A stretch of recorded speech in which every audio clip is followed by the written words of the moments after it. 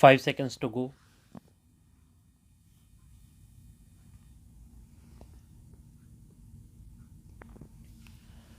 Start.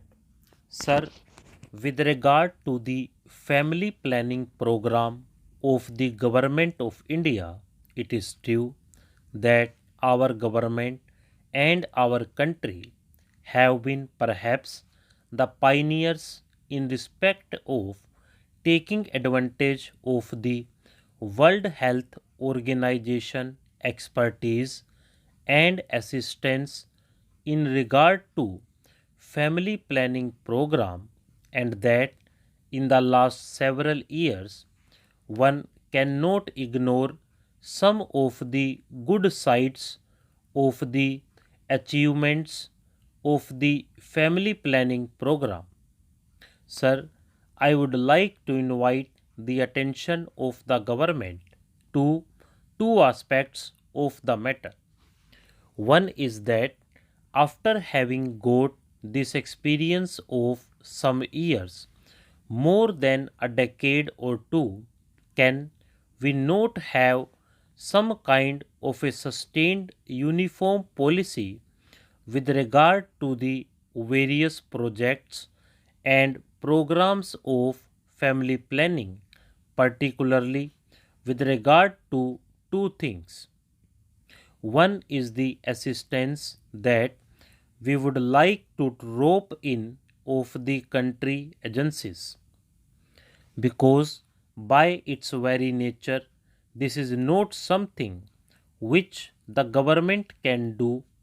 Government can spend money, government can give encouragement, but basically it is a question of educating the people, educating the illiterate, and educating the people in the countryside, and also taking the maximum possible help from the voluntary social institutions in which large number of women organizations are also doing a lot of good work.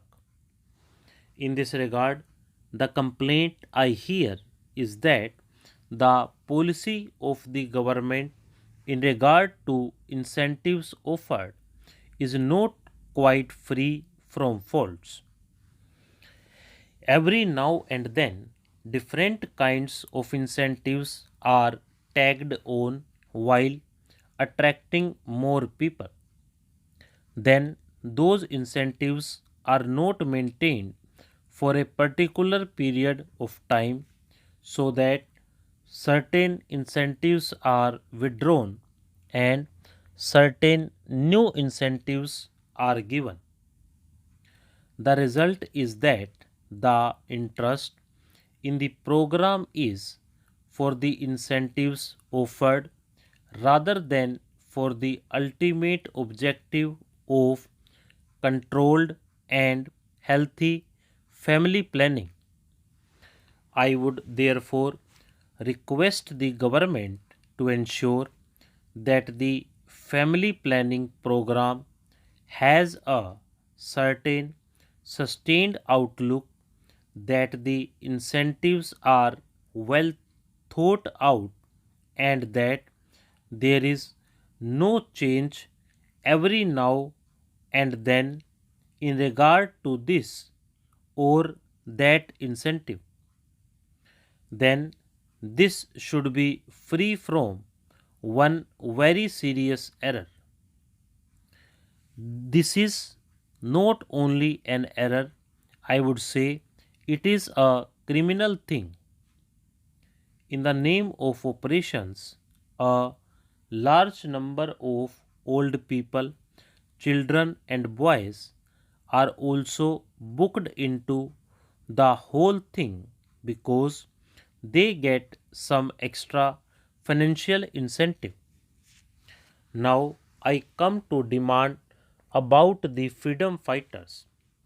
I endorse very warmly many of the points which my honorable friend made when he talked about genuine and bogus freedom fighters. In fact, the government of India themselves in various replies in the past in this august house have told us about how many bogus cases were also found out. Here we must remember that to some extent we, the elected members of state legislature and parliament, are also responsible for giving false information or false certificates. I am not saying that this or the particular person has done it, but when the government say that in the absence of any proper proof, the certificate of a member of parliament or member of legislative assembly should be attached, surely the member of parliament or member of legislative assembly should be 100% sure of his facts, and he just should not do it by way of obliging any person. It is there where the bogus cases come. I am only making an appeal through this speech to members of legislative assembly in state legislature and members of parliament here that we make extraordinary care so that we do not issue certificates liberally or irresponsibly, because otherwise it becomes more difficult for the government. The second point is that some freedom fighters are not yet included in this scheme. I do not know whether the minister has ready information at hand in this regard. There is also the project of old freedom fighters' homes. I remember there is one in Delhi, but it is neglected. Some of the old freedom fighters who are living in Delhi are staying in this house. There is no one to look after them. They are not given proper food, proper drinking water, hot water to bath, and so on. Because they are old and infirm, naturally they need these things all over the more. Therefore, I would like the government to take particular care of these old freedom fighters' homes.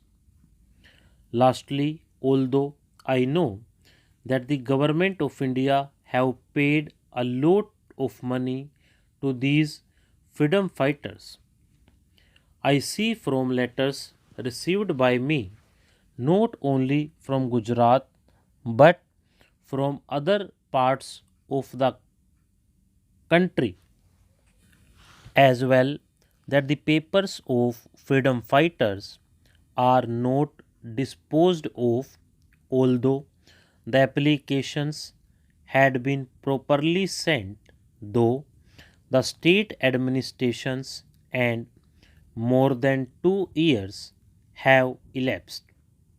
Some of them are above 65.